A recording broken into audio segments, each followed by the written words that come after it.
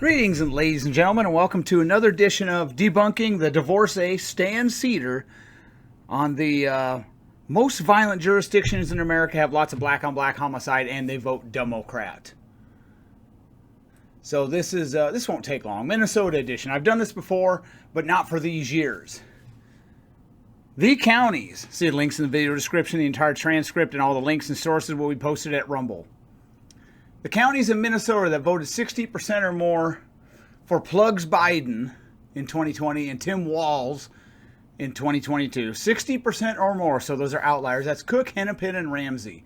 Those counties in 2020 and 2021 had a homicide rate of 7.77. 7.77 per 100,000. You know what Minnesota's homicide rate 2020 to 2021 was? 3.381.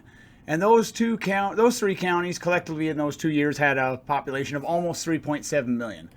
Now the counties that voted 60% or more for Donald Trump in 2020 and Scott Jensen in 2022, too many of them to list, not going to list them all. They're in the description.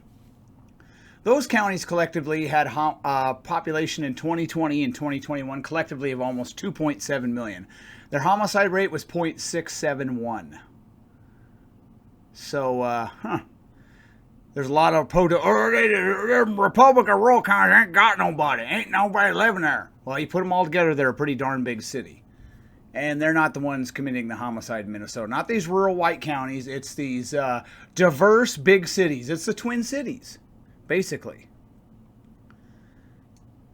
We know who's committing the lion's share of homicides in Minnesota. And go look at Minnesota's homicide victims by race and homicide arrestees by race for 2020 and 2021. Go look at it. I dare you. I dare you. We know who is committing the lion's share of homicides in Minnesota. Counties that overwhelmingly vote Democrat. The GOP-dominated counties have homicide rates that barely register, but collectively they are well over 2.7 million people almost. The most violent counties in Minnesota overwhelmingly vote Democrat, and the safest counties overwhelmingly Republican. It's getting worse in Gopher Land, and the places where it's getting worse are dominated by the party of Marx. This is not an accident. So once again, I issued the challenge. Find me any state where the widest pro-Trump counties, or just the pro-Trump counties, have homicide rates, and you have to list their population. If it's just one county with 500 people, then I'm probably not going to be impressed. It's got to be a sizable amount. So you have to show your work. Have to show your work, and that's all you got to do to flummox a lot of Democrats. And the divorcee Sam Seder, who's already conceded to me because I've challenged him on this, and he's conceded. By the way, Stan, when you were on Air America, your time slot was akin to the guy selling Tupperware on the Home Shopping Network at 2 a.m. But I digress.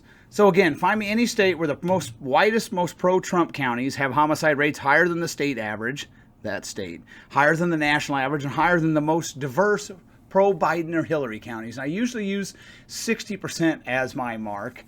In some states where the winner got over 60%, I would up it to 66%, for whoever the winner was. But I think the next time I do this, I'll just leave it at 60%, whether they won the state by 60% or not. So, but go ahead and do that, Democrats. Another one, any state, find any state that got to have at least 4% of the population has to be black. Find me a state where, say, 10% of the population is race X, and less than 10% of the arrestees for homicide are that race, or the known offenders of homicide, and where less than 10% of the victims are that race.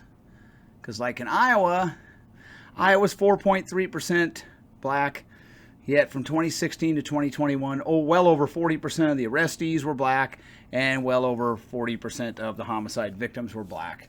So that's what I'm getting at. I haven't had any Democrat take that challenge. They usually throw an autistic fit. So, and like I said, Sam Seder has conceded this already. I've challenged him, and he didn't come running.